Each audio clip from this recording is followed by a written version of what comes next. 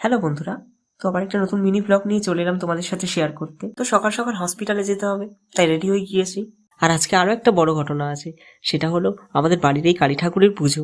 মানে আজকের দিনে আর কি আমাদের এই ঠাকুরটা প্রতিষ্ঠা হয়েছিল। তবে আমি কিন্তু এই উপোসটা করেছি, তোমরা তো আমার ভিডিওতে দেখেইছো আমি কালী ঠাকুরের কত বড় ভক্ত। কালী ঠাকুর বানিয়েছি, আর কাজ থেকে হলে এসেও আমি পুজোটা করব, সেরকম একটা ভেবেছি। প্রতি বছরও করি, এবছরও করব। তো সেই ভেবে আর কি কাজে বেরিয়ে পড়েছি।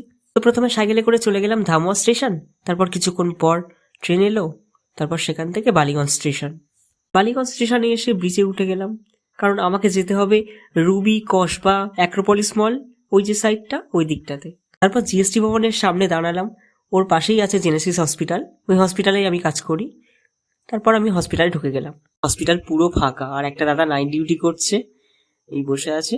আর এইদিকে এই অ্যাকোরিয়ামটা আমার দারুণ লাগে, শুধু আমার না, প্রত্যেকটা পেশেন্টের খুব ভালো লাগে। ও যখন আসে, বিশেষ করে বাচ্চারা যখনই আসে তখনই এখানটায় আগে আসবে। তারপর কাজ শেষ করে বাড়িতে চলে এসেছি, স্নান করে একেবারে তারপর ঠাকুর ঘরে উঠেছি। এসে দেখছি ফল কাটা প্রায় হয়েই গেছে। এদিকে একটা দিদি এই প্রদীপগুলোকে সাজিয়ে রেখেছে, 108টা প্রদীপ।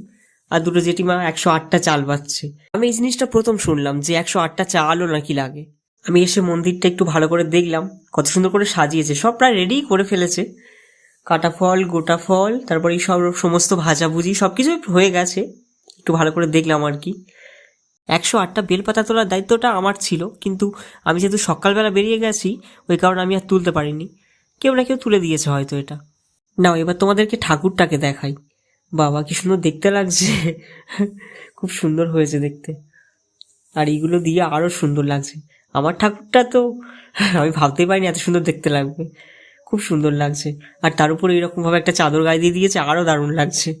আমার ঠাকুর কেন বললাম সেটা যদি না বুঝতে পারো, তাহলে আমার আগের শর্টস দেখলে ঠিক বুঝতে পারবে আমি কেন বললাম যে এটা আমার ঠাকুর।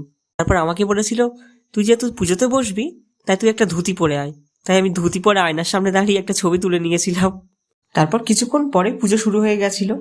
প্রথমে আমাদের হাতে জল দিয়ে, গঙ্গা জল দিয়ে হাতটা শুদ্ধিকরণ করে নেওয়া হলো।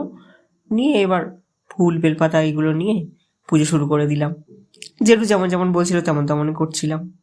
এদিকে দিদি চন্দন বাটছিল পুজোতে, মানে পুজোর ফুলে দেবে বলে। এই শ্যুটগুলো অ্যাকচুয়ালি আমি করিনি, আমি আমার বোনকে বলেছিলাম যে আমি পুজো করছি, তুই শ্যুট কর। তারপর পুজো শেষ হয়ে যাওয়ার পর জেঠু আবার যজ্ঞে বসলো।